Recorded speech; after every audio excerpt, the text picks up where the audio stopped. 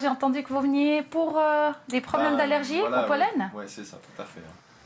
Alors, respirer l'air de la ruche, c'est une technique d'apithérapie. Cela permettrait, selon plusieurs études, de soulager les allergies au pollen, l'asthme, les sinusites et certaines migraines.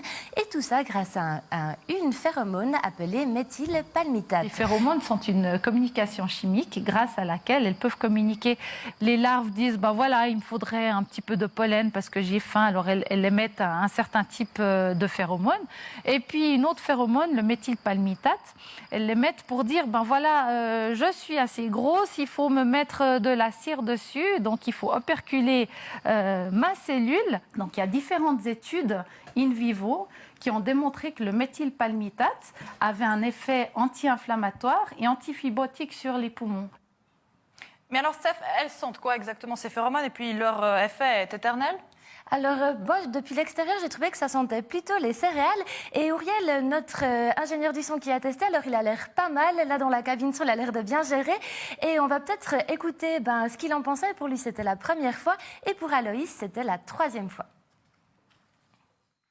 Ça apaise vraiment, c'est très, très sympa. C'est un peu sucré comme ça, un petit peu amer. Ça sent le miel, la cire et puis la propolis aussi. J'avais un peu le nez qui coulait au début, et puis maintenant, et qui piquait en entrant dans la salle. Et puis en fait, maintenant, ça m'a apaisé le nez, j'ai moins le nez qui coule. Je sens une différence. J'arrive mieux à respirer et aussi mes yeux, ça me pique un peu moins.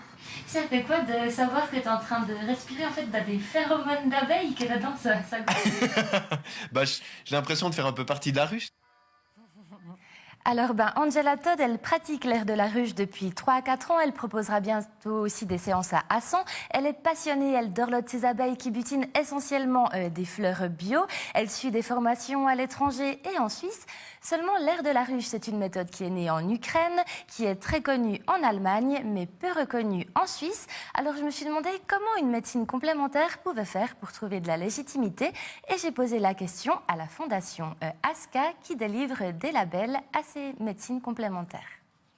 Ça leur donne en fait un peu une lumière aussi, ça leur donne aussi une vitrine pour dire, voilà, en fait, ces thérapies-là ont un fondement, une histoire, un nombre vraiment, des études qui sont très structurées, et tout ça, je pense, ça vaut la peine vraiment de le mettre en avant.